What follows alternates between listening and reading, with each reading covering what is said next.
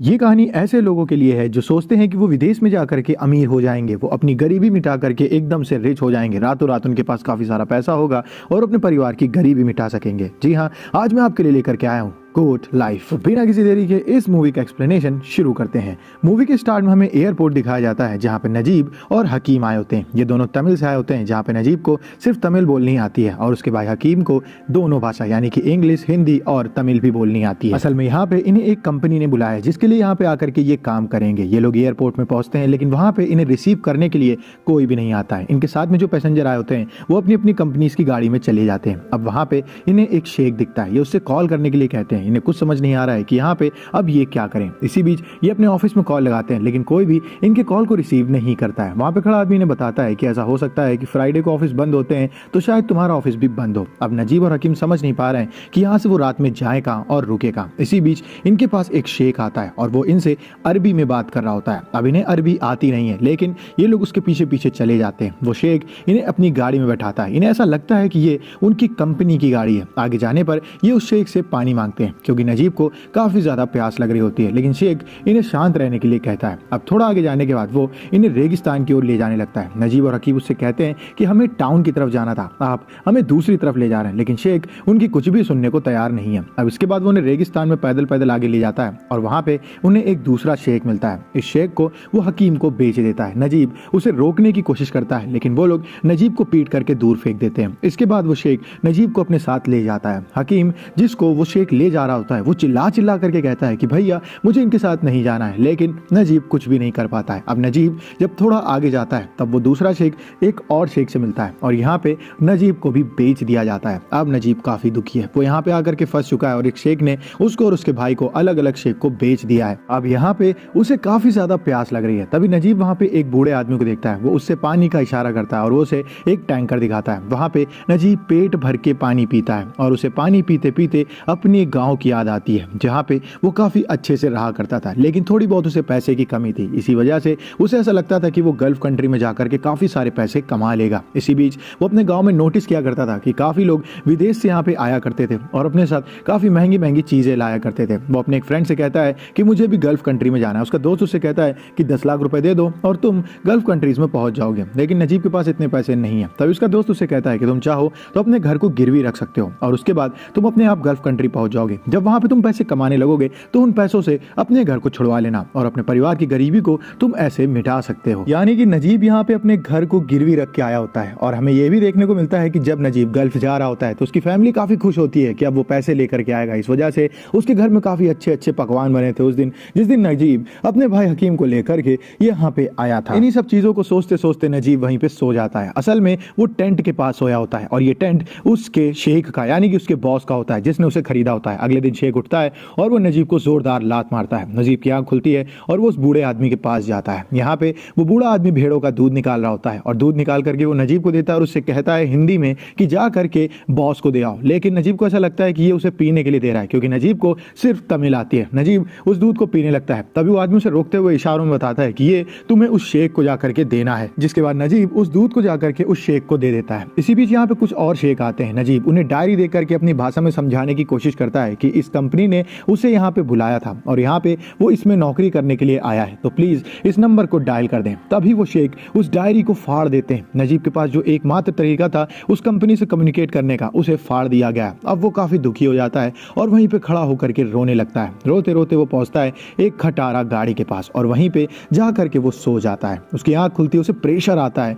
और वो फ्रेश होने के लिए चला जाता है। जब वो पानी से धुल रहा होता है अपने आप को यानी कि अपने पीछे की सफाई कर रहा होता है, तभी शेख वहां पे आता है और उसे लात मार करके पानी छीन के वहां से चला जाता है। नजीब को समझ नहीं आता है कि अब उसने गलत क्या किया। वो बूढ़े से पूछता है कि मैंने क्या गलत किया। बूढ़ा उससे कहता है कि ये पानी ये शेख शहर से खरीद करके लाता है और तुम इसे बर्बाद कर रहे हो। नजीब कहता है तो फिर मैं साफ कैसे करूं। वो बूढ़ा उससे कहता है रेत का इस्तेमाल करो और साफ करने की कोशिश करो। अब नजीब को अपना गांव याद आ रहा होता है कि कैसे वो गांव की नदियों में नहाया करता था। भले वहां पे रोटियां कम थी लेकिन उसे वहां पे कितना ज्यादा सुकून था और यहाँ पे उसे नहाना तो दूर पीछे की सफाई करने तक के लिए पानी नहीं मिल रहा है। नजीब जाता है पानी पीने के लिए जहाँ पे टैंकर वाला आया होता है और वो उससे कहता है अपनी भाषा में कि मुझे अपने साथ ले चलो यहाँ से दूर। तभी वहां पे वो शेख आ जाता है और उस आदमी से पूछता है कि इसने तुमसे क्या कहा, लेकिन वो आदमी नजीब की भाषा नहीं जानता था। इस वजह से नजीब यहाँ पे बच जाता है। इसके बाद वो नजीब से कहता है कि जाओ जा करके भेड़ों का दूध निकालो। असल में जो बूढ़ा आदमी भेड़ों का दूध निकाला करता था आज वो कहीं गायब हो गया है। नजीब जाता है भेड़ों का दूध निकालने के लिए, जहाँ पे शुरुआत में भेड़ें उसे काफी मारती हैं क्योंकि भेड़ें जल्दी अपना नया मालिक स्वीकार नहीं करती हैं। इन सब के चक्कर में नजीब काफी घायल हो जाता है, लेकिन उसे पता है कि जो मोटी सी रोटी उसे खाने के लिए मिलती है, अगर वो यहाँ पे काम नहीं करेगा तो वो रोटी भी उसे खाने के लिए नहीं मिलेगी। इस वजह से मार खाते खाते वो भेड़ों का दूध निकाल लेता है और भेड़ें भी धीमे धीमे उसे अपना नया केयर टेकर एक्सेप्ट कर लेती हैं। अब यहाँ पे नजीब अपने मालिक के पास जाता है। शेख उसे अक्सर बंदूक के हैंडल से मारा करता था, जिस वजह से नजीब को शेख से काफी ज्यादा डर लगा करता था। वो भेड़े चरा रहा होता है, किसी बीच एक दिन वो देखता है कि एक जगह पे गिद्धों का झुंड है। जब उस जगह पे वो जाता है तो वहां पे उसी बूढ़े आदमी की लाश होती है जो उसे खाना पानी दिया करता था, यानी कि ये आदमी मारा जा चुका है और गिद्ध उसकी लाश को खा रहे होते हैं। नजीब गिद्धों से उस बूढ़े की लाश छुड़ाने की कोशिश करता है, लेकिन वो गिद्ध नजीब के ऊपर ही अटैक कर देते हैं। तभी वहां तूफान आ जाता है। नजीब ऐसा सोचता है कि वो यहाँ से भाग सकता है। वो भागने की कोशिश करता है, लेकिन शेख उसके पीछे पड़ जाता है। शेख ऊंट पे बैठ करके आता है और वो नजीब के ऊपर गोलियां चलाने लगता है। नजीब को गोली तो नहीं लगती है, लेकिन उसके पैर को इतना हैंडल से मारता है कि उसका एक पैर टूट जाता है और नजीब लंगड़ा हो जाता है। ऐसा शेख इस वजह से करता है ताकि नजीब यहाँ से भाग ना सके। अब नजीब ने अपनी इस गुलामी की जिंदगी को ऑलमोस्ट स्वीकार कर लिया है। वो लगा हुआ है अपने कामों में, भेड़ों को चराया करता है और उनका दूध निकालता है। उस दूध को अपने मालिक को दिया करता है और जैसा उसका मालिक उससे कहता है बिल्कुल वैसा ही वो किया करता है। लगभग 1-2 साल बीत जाते हैं। हम देखते हैं नजीब को, जिसकी बड़ी बड़ी दाढ़ी और बड़े बड़े बाल हो चुके हैं। वो एकदम पागलों की तरह रहा करता है। एक दिन नजीब अपने भेड़ों को चरा रहा होता है। इसी बीच उसे एक जगह दिखती है जहाँ की दूसरी तरफ से आवाज आ रही होती है। उस टनल में वो घुस जाता है और जब उसके पार निकलता है तो थोड़ी दूरी पर उसे एक आदमी दिखाई देता है और ये कोई और नहीं हकीम होता है। हकीम अपने भाई से मिलते हुए बताता है कि यहाँ के शेख उससे बहुत काम करवाते हैं और वो काफी खुश है कि वो अपने भाई से मिल चुका है। वो ऐसा चाहता है कि यहाँ से वो दोनों भाग जाएं। तभी नजीब उससे कहता है कि मैंने भागने की बहुत कोशिशें की, लेकिन मेरे शेख ने मुझे हर बार पकड़ लिया और एंड में उसने मेरी टांग तोड़ दी, जिस वजह से अब मैं लंगड़ा करके चला करता हूँ। हकीम अपने भाई को देख करके कहता है कि अब मैं आपसे मिल चुका हूँ, अब मैं मर भी जाऊँ तो मुझे कोई गम नहीं भैया। और वहां से वो दोनों चले जाते हैं क्योंकि हकीम की टोली उसके पास आ गई होती है। अब थोड़े दिन बीत जाते हैं और नजीम एक पत्थर के पास पहुंचता है जहाँ पे हकीम ने उसके लिए वहाँ पे एक संदेश छोड़ा होता है। उस पत्थर के नीचे एक कागज होता है जिसपे लिखा रहता है कि इब्राहिम नाम के एक अफ्रीकन को वो जानते हैं जो यहाँ के सारे रास्तों को जानता है और इब्राहिम को हकीम ने सारी बात बता दी है, जिसके बाद इब्राहिम उनकी हेल्प करने के लिए तैयार है। अब हकीम और नजीब मिलते हैं इब्राहिम से। इब्राहिम बहुत खुश होता है और बताता है कि यहाँ के प्रिंस की जब शादी होने वाली होगी तभी हम भागने का प्लान बना सकते हैं। असल में जिस दिन प्रिंस की शादी होगी सभी शेख उसकी शादी में बिजी हो जाएंगे क्योंकि इन सभी को वहाँ पे इन्वाइट किया जाता है। शादी का दिन आ जाता है, शेख सारे निकल जाते हैं उस शादी के लिए जहाँ पे सभी गुलाम फ्री हो चुके हैं। अब यहाँ पे नजीब जाता है पानी में नहाने के लिए। लगभग 2 साल बाद वो नहाता है, अपनी भेड़ों के काम करता है और उन सभी से कहता है कि अब मैं आजाद होने वाला हूँ और निकल पड़ता है मिलने अपने भाई हकीम से।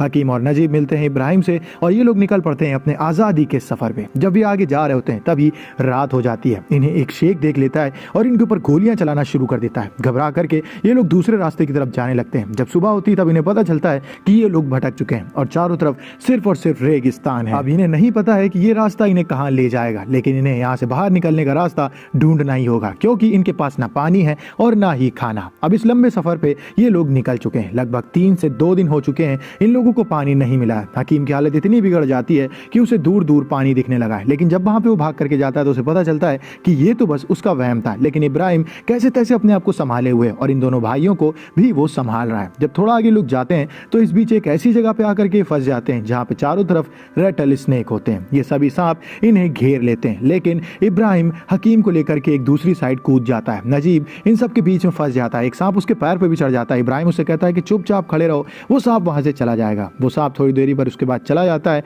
और नजीब वहां से हट जाता है। ऐसे ये तीनों सांपों के अटैक से बच जाते हैं। थोड़ा और आगे जाने पर इन दोनों भाइयों की हालत इतनी बिगड़ जाती है, पानी ना मिलने से ये वहीं पे गिर जाते हैं। अब नजीब तो ठीक होता है लेकिन हकीम की हालत ज्यादा खराब होती है। ऐसे में इब्राहिम अपना पसीना इन दोनों को देता है। 2 से 3 बूंदें इनके मुंह में जाती हैं, जिसके बाद इन्हें थोड़ी शक्तियां मिलती हैं, इन्हें थोड़ा अच्छा लगता है और ये फिर से सफर पे निकल जाते हैं। आगे जाने पर नजीब तो अपने आप को संभाले होता है, लेकिन हकीम की हालत बिगड़ने लगी है। अब उसे थोड़ी दूरी पर शहर के शहर दिखने लगे हैं और वो उन शहरों की तरफ भागने लगता है। नजीब उसे पकड़ता है, उसे बताता है कि तुम्हें जो दिख रहा है वो सब कुछ बस तुम्हारा वहम है। लेकिन नजीब की एक भी बात हकीम नहीं सुन रहा होता और अपने भाई का हाथ छुड़ा करके वो आगे भागने लगता है। वो रेत को पानी समझ के खाने लगता है। इन सब के चक्कर में उसकी तबीयत काफी बिगड़ जाती है और वहीं पे वो गिर जाता है और बेहोश हो जाता है। नजीब अपने भाई को होश में लाने की कोशिश करता है लेकिन कोई भी बात नहीं बनती है। नजीब को याद आता है कि यहाँ पे आते समय उसने अपनी माँ से वादा किया था कि वो हकीम का ख्याल रखेगा, लेकिन उसका भाई उसके हाथों में दम तोड़ रहा है और देखते ही देखते उसके भाई की मौत हो जाती है। इसी बीच वहां पर रेत का तूफान आ जाता है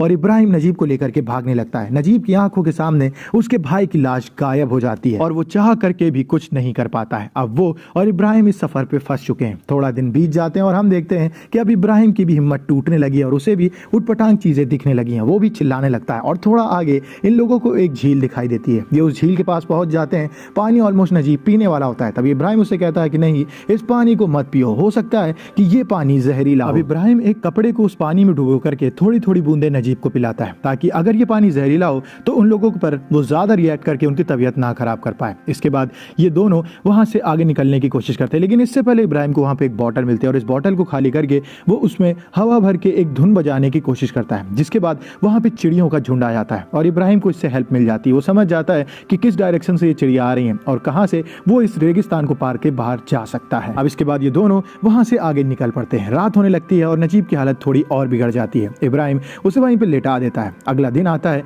और इब्राहिम वहां से गायब हो गया होता है। नजीब को वहां पे पानी मिलता है उसी बॉटल में जिसमें इब्राहिम धुन बजा रहा होता है। नजीब उस पानी को पीता है, थोड़ा आगे बढ़ता है और उसे वहां पे सड़क देखने को मिलती है, यानी कि इब्राहिम का तरीका एकदम सही था। अब इस सड़क पे वो लिफ्ट मांगने की कोशिश करता है, लेकिन कोई भी उसकी हालत देख करके उसके लिए रुकने को तैयार नहीं होता है। तभी एक शेख उसके लिए रुक जाता है, उसे गाड़ी में बैठाता है और वहां पे एक मलयालम आदमी के पास ले जाता है। ये आदमी असल में बार्बर होता है। ये नजीब के बाल काटता है और उसके दिए गए नंबर पे कॉल करता है, जो कि उसके घर का नंबर होता है। और हमें पता चलता है कि नजीब 4 साल से यहाँ पे फंसा हुआ था। वो आदमी नजीब की हालत एकदम ठीक कर देता है, यानी कि उसके बाल ठीक कर देता है, उसे अच्छे कपड़े दे देता है और उसे खाने को खाना भी मिलता है। इसके बाद नजीब को जेल हो जाती है, क्योंकि उसके पास पूरे कागज नहीं थे। 3 महीने जेल में रहने के बाद आखिरकार नजीब का अब वो समय आने वाला था जब उसे वापस इंडिया भेजा जाएगा। लेकिन तभी उसका शेख वहां पे आ जाता है चेक करने के लिए कि कहीं नजीब उनमें से एक आदमी तो नहीं है जो उसकी कंपनी से भागा हो। वो शेख वहां पे आता है, नजीब को देख के समझ भी जाता है कि यही वो आदमी है, लेकिन इसके बाद भी